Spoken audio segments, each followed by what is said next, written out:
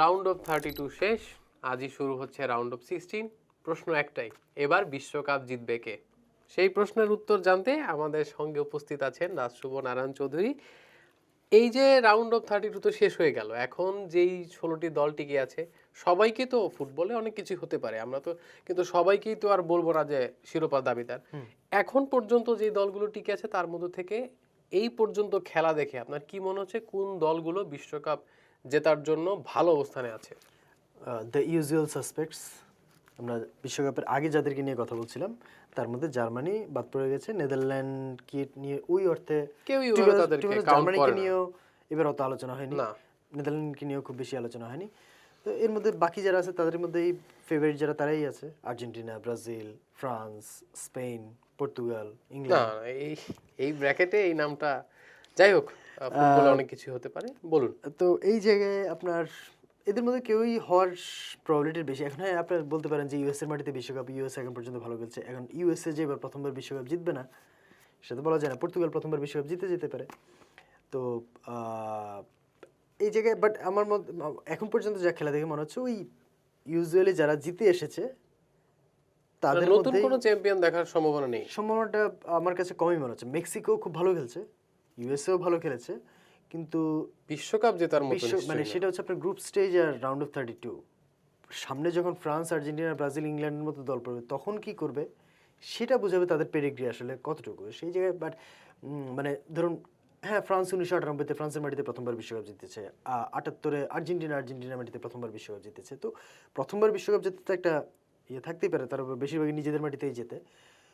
But ওই যে থাকে না যে একটা পেডিগ্রি, আপনার আর্জেন্টিনা যখন বিশ্বকাপ জিতেছে আর্জেন্টিনার তাও কিছুটা যে একটা ওয়ার্ল্ড কাপ পেডিগ্রি ছিল, একটা প্রবাবিলিটি ছিল।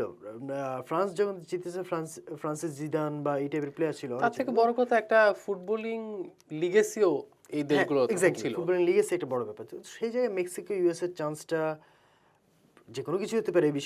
এই বিশ্বকাপটা আরো বেশি করে সেটা দেখাচ্ছে যে যে কোনো দল যে কোনো কিছু করে ফেলতে পারে। বাট মানে ওদের প্রবাবিলিটি একটু কমই মনে হচ্ছে সেই তুলনায়। মানে যারা ইউজুয়ালি জেতে তাদের মধ্যে কেউ জেতার প্রবাবিলিটি বেশি। ইউজুয়ালি যেতে বললে আবার পর্তুগাল বাদ পড়ে যায়, এর সঙ্গে পর্তুগালকেও অ্যাড করতে হবে আর কি। পর্তুগাল সমর্থকরা খুশি হতে পারেন এখন, কিন্তু আবার তাদের অখুশি হওয়ারও ঘটনা আছে, কারণ যেই ব্র্যাকেটটা এখন দাঁড়িয়েছে সেখানে একটা ব্র্যাকেটে চলে গেছে ফ্রান্স, আর স্পেন পর্তুগালের ম্যাচ হওয়াতে তার মানে হচ্ছে শেষ আটের আগেই একটি দল বিদায় নেবে। অন্যদিকে আরেক ব্র্যাকেটে আছে ব্রাজিল, আর্জেন্টিনা, ইংল্যান্ড।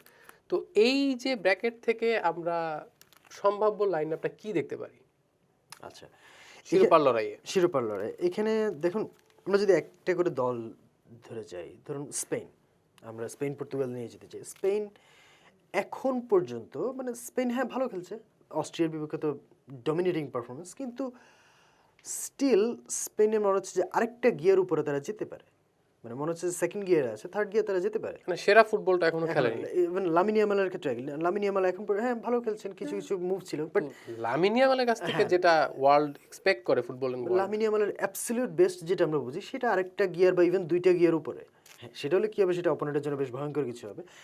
আহ, পর্তুগাল পর্তুগাল ট্যালেন্টের কোনো অভাব নেই, কিন্তু ওই অপোনেন্ট বক্সে গেলে কেন জানি কিছু একটা খামতি থেকে যায়। এটা হতে পারে আপনার, আমরা মিডফিল্ড বলে পর্তুগালের দারুণ, কিন্তু মিডফিল্ডে ক্রিয়েটিভ মিডফিল্ডার বা অপোনেন্ট বক্সে ক্লাব পর্যায়ে কিন্তু এই মিডফিল্ডে থাকা প্রত্যেকজন সেরা ফুটবলটা খেলেছেন এই লাস্ট সিজনেও। হ্যাঁ এবং ভিতিনিয়া, বুনো, হ্যাঁ আপনার কে নেই, বার্নার্দো সিলভার মতো একজনকে বেঞ্চে রাখতে হচ্ছে।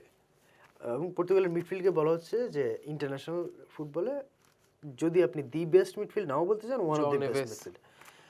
আপনার উইং ব্যাক পর্তুগালের যে দুজন উইং ব্যাক, অ্যাটাকিং উইং ব্যাকের ক্ষেত্রে এই দুজনের আসলে এখন বলতে গেলে এই দুজনের তো সেরাই বলতে হবে। বাট স্টিল যেটা হচ্ছে যে অপোনেন্ট বক্সে যাওয়ার সময় না ওই পর্তুগালের মিডফিল্ডে ক্রিয়েটিভ মিডফিল্ডার বা প্লে মেকারের মধ্যে কেউ একজন যে থার্ড ম্যান রানার যেটা বলে, বা অ্যাটাকিং মিডফিল্ড থেকে কেউ একজন গিয়ে জায়গাটা পূরণ করবে, সেটাই একটা ডিস্টেন্স থেকে যাচ্ছে মিডফিল্ডের সঙ্গে ফরওয়ার্ড লাইনের। তো এই জায়গায় পর্তুগালে একটু ঝামেলা হচ্ছে। প্লাস রোনালদো কনাড্রাম তো আছেই, যে রোনালদো খেললে ভালো নাকি রোনালদো মানে শুরু থেকে খেললে ভালো না এই করতে করতে রোনালদো অবসরের সময় চলে এসেছে। তো এই গেল স্পেন পর্তুগাল। এরপর ধরুন ইংল্যান্ড, ব্রাজিল। আমরা আগে একটু ফ্রান্সে থাকি, আচ্ছা এই ব্র্যাকেট আচ্ছা ওই ব্র্যাকেটে যদি আপনি আসেন ফ্রান্সকে বলতে হবে আপনার মানে অ্যাবসলিউটলি একটা মানে মেশিন, মানে এবং প্রচণ্ড রকম পেসি একটা দল। এবং তাদের আমরা এখন পর্যন্ত ওই অর্থে আপনি নরওয়ে একটা দল ছিল, কিন্তু নরওয়ে তো তাদের সেরা একাদশ ফ্রান্সের বিপক্ষে ওরকম নামায়নি। পরীক্ষার সামনে পড়তে হয় ফ্রান্সকে ওই রকম পরীক্ষা পড়তে হয়নি বলতে হবে। বাট সেই বড় পরীক্ষায় পড়লে তাদের মিডফিল্ড কতটুকু ক্রিয়েটিভিটি দেখাতে পারে, মিডফিল্ড থেকে কতটুকু পাস ফরওয়ার্ড লাইনে যেতে পারে, সেই জায়গায় একটা চ্যালেঞ্জ হবে। বাট আদার দ্যান দ্যাট ফ্রান্সের যে ইন্ডিভিজুয়াল কোয়ালিটি, স্পেশালি ফরওয়ার্ড লাইনে, মানে এটা যে কোনো দলের জন্য হিংসা করার মতো। আনফেয়ার। হ্যাঁ, অন্য দলের জন্য আনফেয়ার আসলে। এবং এমবাপ্পে, দেমবেলে, ওলিস তো মানে আমি বলবো ফ্রান্সের দি মারিয়া। এক বিশ্বকাপেই মনে হচ্ছে সর্বোচ্চ অ্যাসিস্টের রেকর্ড করে ফেলবে। হ্যাঁ, 5টা অলরেডি হয়ে গেছে, পেলের 6টা। মানে অনেকে গোটা ক্যারিয়ার বিশ্বকাপে 8-9টা করে, ওইটাই রেকর্ড। এখানে উনি রাউন্ড অফ 32 আসতে আসতে করে ফেলেছেন। এবং আপনার ওলিসকে যেটা বললাম, ওলিস হচ্ছে ফ্রান্সের দি মারিয়া। মানে টেকনিক্যাল কোয়ালিটি অসাধারণ, প্রচুর পরিশ্রম করে। গ্রিজমান যে নাই এটা বোঝাই যাচ্ছে না। বুঝতে দিচ্ছেন না। তো ফ্রান্সের এখানে মানে যদি মানে ফ্রান্সের সম্ভাবনাটা খুব বেশি মনে হচ্ছে। স্পেন পর্তুগালের মধ্যে কি হয়, মানে স্পেন পর্তুগাল মধ্যে যারা উঠবে তাদের সঙ্গে ফ্রান্সের সেমিফাইনাল পড়ার এই ব্র্যাকেট থেকে এটাই সম্ভাবনাটা বেশি মনে হচ্ছে। অন্য ব্র্যাকেটে যদি যাই, আর্জেন্টিনা আমরা কালকেও এটা নিয়ে আলোচনা করছিলাম যে আর্জেন্টিনা কি একটু বেশি সুবিধা পাচ্ছে কিনা। যথারীতি। তো আর্জেন্টিনা আজকে কেপ ভার্দের বিপক্ষে খুব একটা কি বলবো, ঘাম দিয়ে জ্বর ছেড়েছে। হ্যাঁ, ঘাম দিয়ে জ্বর ছেড়েছে।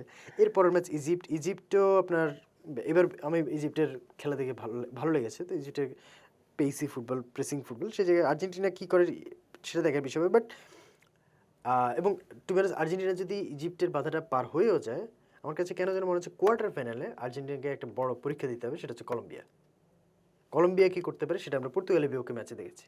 এবং কলম্বিয়া হচ্ছে আপনার সাউথ আমেরিকার সেরা সময়ের উরুগুয়ের মতো। তাদের টেকনিক্যাল কোয়ালিটি আছে, তাদের ফিজিক্যালিটিও আছে, তারা প্রেস করতে জানে, তারা আবার প্রেস রেজিস্ট্যান্টও। তো এই দিক থেকে আমার কাছে কলম্বিয়াকে একটা, এখন পর্যন্ত যে ডার্ক হর্সগুলো টিকে আছে তার মধ্যে নরওয়ের পাশাপাশি কলম্বিয়াকে হচ্ছে আমার খুব বড় একটা চ্যালেঞ্জ মনে হচ্ছে। এনিওয়ে, বাট স্টিল আর্জেন্টিনার প্লেয়ার ভার্সেস প্লেয়ার কোয়ালিটিতে আর্জেন্টিনা অনেক এগিয়ে। সেই জায়গায় আমরা ধরে নিচ্ছি যে আর্জেন্টিনা সেমিফাইনালে যাবে। ওইদিকে আপনার ব্রাজিল, নরওয়ে। আচ্ছা, ব্রাজিলের ব্যাপারটাতে পরে আসছি। ইংল্যান্ডের ব্যাপারটা, ইংল্যান্ড মেক্সিকোতে খেলবে। ইংল্যান্ডের মেক্সিকো চ্যালেঞ্জটা এটা একটা গরম একটা বড় ফ্যাক্টর গরম, দাঁড়াচ্ছে। এবং মেক্সিকোর আজ থেকে কিন্তু বেশ অল্টিটিউডের দিক থেকে অনেক বড় একটা চ্যালেঞ্জ ইংল্যান্ডের জন্য। প্লাস ইংল্যান্ডের নিজের চ্যালেঞ্জ হচ্ছে ইংল্যান্ডের ক্রিয়েটিভিটি। আমরা যেটা কঙ্গোর বিপক্ষে দেখেছি, লাস্ট মোমেন্টে হ্যারি কেইন 2টা গোল করে। মানে তারা এটা কিন্তু সাউথ গেটের আমলে দেখা গেছে যে ইংল্যান্ড সবকিছু মানে একদম জমা করে রাখে, যে হ্যারি কেইন আমাদেরকে বের করে নিবে। এখন এবার তো টুখেল ডিসিশন নিয়ে কিছু ক্রিয়েটিভ প্লেয়ারকে বাদ দিয়ে আসলেন যে এরা আমার ট্যাকটিক্সের সাথে যায় না। এটা নিয়ে তখনই আলোচনা হচ্ছিল আমাদের টিম অ্যানালিসিস। আমরা বলেছি যে টুখেলের ডিসিশনটা হচ্ছে এমন যে বৃক্ষ তোমার নাম কি ফলে পড়েছে। যদি টুখেলের ফোর্ডেনের মতো একজন খেলোয়াড়কে স্কোয়াডে রাখেন, হ্যাঁ, তো এটার প্র্যাকটিক্যালি তার রিজন আছে। কিন্তু তার এই ডিসিশনটা যদি শেষ পর্যন্ত ইংল্যান্ড অ্যাটলিস্ট সেমিফাইনাল খেলে, তখন তার ডিসিশনটা যে ঠিক আছে, ডিসিশনটা ঠিক ছিল। কিন্তু যদি ইংল্যান্ড এখানে বাদ পড়েছে, মেক্সিকোর এগেন্স্টে বাদ পড়লো, বা আগের ম্যাচে কঙ্গোর বিপক্ষে বাদ পড়ার মতো সিচুয়েশনে চলে গিয়েছিল, এটা যদি হয়, মানে টুখেলের চাকরি টেকার কোনো রিজন থাকবে না আর। সো আপনি এই কথা যে বললেন চাকরির কথা, ইতিমধ্যেই ইংলিশ কিছু সংবাদ মাধ্যমে খবর এসেছে যে এরই মধ্যেই তাকে ইনফর্ম করে দেওয়া হয়েছে যে পরবর্তী যেই রাউন্ডে সেমিফাইনালের আগে, ধরেন এই যে কোয়ার্টার ফাইনালে, তো যদি হারে তাকে সাথে সাথে রিসাইন করতে অলরেডি বলা হয়ে গেছে। আচ্ছা, তো ওইটাই। ইংল্যান্ড একটা অন্যরকম প্রেশার, মানে আগে তাদের ছিল যে তাদের মিডিয়া হাইপ, ওইটা তাদের প্রেশার ছিল। এবার হচ্ছে তাদের অন্যরকম প্রেশার, যে তুমি টিম আমার পছন্দ মতো, মানে মিডিয়ার দিক থেকে তুমি আমার পছন্দ মতো টিম তো নিয়েছো নিজের মতো, ফলো তো দিতে পারলাম, এবার তুমি প্রমাণ করো। তো ওই আরেক প্রেশার আরেকটা। তো বাট ইংল্যান্ড, আমরা ধরে নিচ্ছি ইংল্যান্ডের ওই যে অ্যাগেইন ইংল্যান্ডের প্লেয়ার ভার্সেস প্লেয়ার কম্পারিজনে ইংল্যান্ড মেক্সিকো চেয়ে এগিয়ে থাকবে। মেক্সিকো যদি হোম গ্রাউন্ড, অল্টিটিউড সব কিছু মেক্সিকোর পক্ষে, ইংল্যান্ডের বিপক্ষে। স্টিল আমরা যদি ইংল্যান্ডকে ধরি, ওই দিক থেকে ব্রাজিল, নরওয়ে, এইটা একটা interesting battle. Round of 16 Brazil, Norway যে one of the dark horses, কলম্বিয়ার মতো আরেকটা টিম, আর্লিং হল্যান্ড আছেন। সো এরপর তো আর গোল নিয়ে আসলে আর কিছু বলার দরকার পড়ে না, এটা একটা ব্যাপার। আর হচ্ছে আপনার ব্রাজিলের জন্য এটা একটা চ্যালেঞ্জ হবে। বাট ব্রাজিলের যেটা বলবো, যে ব্রাজিল হচ্ছে টুর্নামেন্ট ফুটবলে থাকে না যে রাইট টাইমে পিক করা। ব্রাজিল যত টুর্নামেন্ট গড়াচ্ছে তত তারা বেটার হচ্ছে। জাপানের বিপক্ষে ফার্স্ট হাফে ভুগেছে, কিন্তু সেকেন্ড হাফে দুর্দান্ত খেলেছে। গ্রুপ পর্বে প্রথম ম্যাচে মরক্কোর সাথে ভুগেছে, সেকেন্ড ম্যাচ আরেকটু ভালো খেলেছে, থার্ড ম্যাচ আরেকটু ভালো খেলেছে, রাউন্ড জাপানের সাথে বিপক্ষে বললাম। আর বিশ্বকাপে কিন্তু এটাই গুরুত্বপূর্ণ। এটাই গুরুত্বপূর্ণ। যে মানে যত progress আমরা করবে। ক্রিকেটে অস্ট্রেলিয়ার ক্ষেত্রে বলতাম যে অস্ট্রেলিয়া জানে কখন নিজেদের সেরাটার পজিশনে যেতে পারে, ওরা কিন্তু শুরুটা সবসময় ভালো করে না। ব্রাজিলের এবার ওইরকম একটা সিচুয়েশন যাচ্ছে যে শুরুটা খুব একটা ভালো না, আস্তে আস্তে ভালো করছে, যত এগোচ্ছে তত 2002 সালেও এমনটাই হয়েছিল। অনেকটা এরকম। তো সেই দিক থেকে ব্রাজিলকে আমার একটা ইন্টারেস্টিং টিম মনে হচ্ছে। তো এইখানে হয়তো সেমিফাইনালটা লাইন আউটে ব্রাজিল ভার্সেস আর্জেন্টিনা হওয়ার একটা চান্স আছে। স্বপ্নের ম্যাচ। আচ্ছা, এই স্বাগতিক দলগুলোকে নিয়ে কিছু বলবেন? অনেক সময় আপনি ছোট করে মানে যদি বলেন, শুরুতে একটু টাচ করেছেন, তবুও যে 3টা যে স্বাগতিক দল এখনো টিকে আছে, কারো পক্ষে সেমিফাইনাল খেলা সম্ভব কিনা? যদি সম্ভব হয় সেটা মেক্সিকো, আমার কাছে মনে হচ্ছে। এবারের বিশ্বকাপে এখন যদি আপনাকে 3টা ফেভারিট দল বলা হয়, ওই কোনো ডিপ্লোমেসি নয় যে এই পর্তুগাল বা একদম স্ট্রেট, কোন 3টি দলকে বেছে নেবেন? মানে শিরোপার জন্য হ্যাঁ, 1 নম্বরে ফ্রান্স, খুবই অবভিয়াস চয়েস, বাট ফ্রান্স মানে দারুণ খেলছে। 2 নম্বরে স্পেন, স্পেন আস্তে আস্তে ফর্ম ফিরে পাচ্ছে। 3 নম্বরে ব্রাজিল, ব্রাজিল যেটা বললাম, ব্রাজিল অনেকের হয়তো টুর্নামেন্টের আগের ইকুয়েশনে ছিল না, বাট ব্রাজিল আস্তে আস্তে আস্তে আস্তে, এবং আঞ্চলিকের মতো একজন আছেন যেহেতু, যে এটা ব্রাজিলকে নিয়ে বাজি ধরাই যায়। আপনার কি মনে হচ্ছে? আমি ফ্রান্স, মানে 1 2 3 সিরিয়াল। হ্যাঁ সিরিয়ালে ফ্রান্স, এই গত বিশ্বকাপের 2 ফাইনাল খেলা দল ফ্রান্স আর্জেন্টিনা, আর থার্ডটা এখন একটা দল আপনি বলতে বলছেন, এখন এটা বললে পর্তুগাল সমর্থকরা হতাশ হতে পারেন। আমি যদি বলতে পারতাম যে পর্তুগাল স্পেন ম্যাচের উইনিং টিম, বাট আমি ধরে নিচ্ছি স্পেন জিতবে। তো সেই ক্ষেত্র থেকে ফ্রান্স, আর্জেন্টিনা, স্পেন। আচ্ছা, তার মানে আপনার সাথে আমার সাথে একটা জায়গায় হচ্ছে আর্জেন্টিনা আর ব্রাজিল। আলটিমেটলি ব্যাটলটা আর্জেন্টিনা ভার্সেস ব্রাজিলে। দর্শক, আপনাদের কি মনে হয় এবারে বিশ্বকাপ কোন দল জিততে পারে? জানাতে পারেন কমেন্টে।